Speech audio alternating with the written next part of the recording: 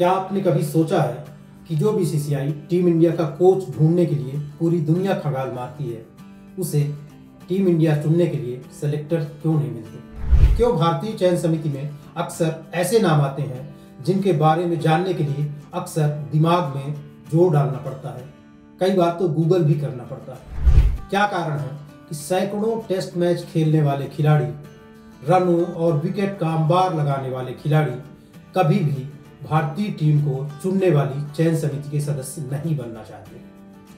आखिर वो इस जिम्मेदारी से क्यों कतराते हैं? अभी जब आप यह वीडियो देख रहे हैं, मैं दावे से कह सकता हूं कि आप उन चयनकर्ताओं के नाम याद नहीं कर पाएंगे जिन्होंने अभी हाल ही में खत्म हुई T20 वर्ल्ड कप और भारत न्यूजीलैंड सीरीज के लिए टीम चुनी थी, या जिन्होंने भारत बांग्लादेश सीरीज के लिए टीम चुनी है। T20 वर्ल्ड कप खत्म होते ही एक तरह से इन चयनकर्ताओं की भूल मानी गई या गलती मानी गई और पूरी चयन समिति को बीसीसीआई ने बर्खास्त कर दिया। इसके बाद बीसीसीआई ने नई चयन समिति के लिए आवेदन मंगाए।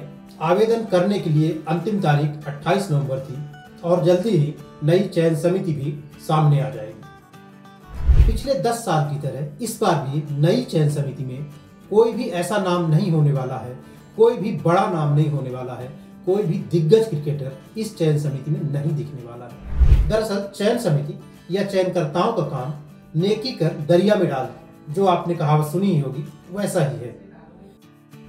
इन चयनकर्ताओं को अपने अच्छे काम का क्रेडिट तो कभी नहीं मिलता, लेकिन जब भी कभी टीम हारती है, जब भी टीम खराब प्रदर्शन करती है, जब भी किसी नए खिलाड़ी का चयन होता है और अगर वो परफॉर्म नहीं कर पाता है, तो हमेशा सबसे पहले निशाने पर यही चयनकर्ता आते हैं। सोशल मीडिया से लेकर के पूर्व खिलाड़ियों के निशाने पर आते हैं और यही कहा जाता है कि फला खिलाड़ी को गलत चुन लिया गया, इस खिलाड़ी को मौका दिया जाना चाहिए था, उस खिलाड़ी को न चुनना बड़ी गलती थी। अगर यकीन न हो तो चयनकर्ताओं के इस काम को समझने के लिए ज्यादा पीछे मत जाइएगा। अभी हाल ही में खत्म हुए T20 वर्ल्ड कप के प्रदर्शन पर नजर डालिएगा।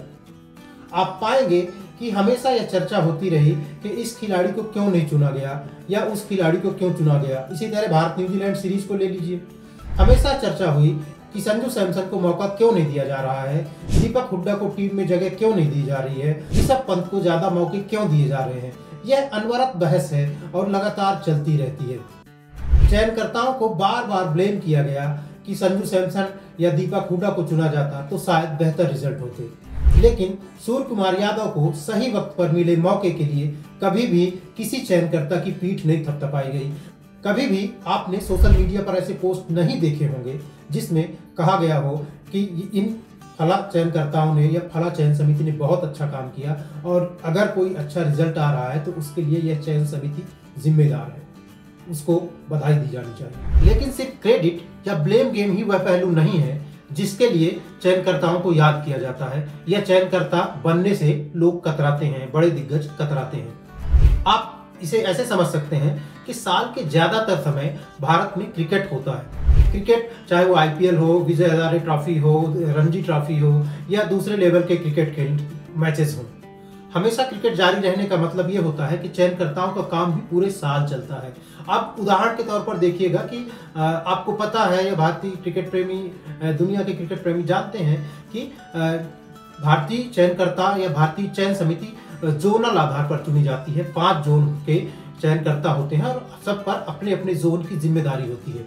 उदाहरण के लिए मान लीजिए कि जो नॉर्थ जोन का सेलेक्टर है उस पर कैसे जिम्मेदारी आती है कि एक ही दिन में दिल्ली में भी मैच खेला जा रहा है, मोहाली में भी मैच हो रहा है, लखनऊ में भी मैच हो रहा है और इन तीनों ही मैचों में प्रदर्शन किसने कैसा किया यह देखने और समझने की जिम्मेदारी उस नॉर्थ जोन के सेलेक्टर की है।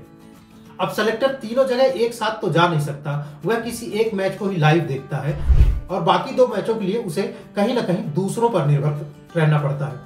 इसे इस तरह समझिएगा कि बहुत बार जो घरेलू मैचेस होते हैं उनके लाइव टेलीकास्ट नहीं भी होते हैं, या अगर एक चयनकर्ता जयपुर में बैठ करके मैच देख रहा है तो वो दिल्ली या लखनऊ के मैच को नहीं वॉच कर पाएगा, तो वह इसके लिए वहां के अंपायर्स, मैच रेफरी की मदद लेता है उनसे रिव्यू मांगता है कि जब जिस मैच में किसी बल्लेबाज ने स्कोर किया तो पिच कैसी थी, जब वो बल्लेबाज बैटिंग करने के लिए आया तो कितना प्रेशर था, बॉलिंग अटैक किस तरह से लाइन लेंथ में थी और लाइन लेंथ किस तरह था बॉलिंग अटैक का, और उन जानकारियों के आधार पर अपनी रिपोर्ट तैयार करता है और पूरी जवाबदेही के साथ वह किसी एक या दो खिलाड़ियों के नाम को राष्ट्रीय टीम में सिलेक्शन के लिए प्रपोज करता है। और आखिर में वह बात जो क्रिकेट से साय की तरह जुड़ी है, यानी पैसा, मनी। बीसीसीआई के मुख्य चयनकर्ता को अपने 1 साल के काम के लिए 1 करोड़ रुपए मिलते हैं, जबकि बाकी 4 चयनकर्ताओं को 80 से 90 लाख रुपए प्रति चयनकर्ता मिलते हैं।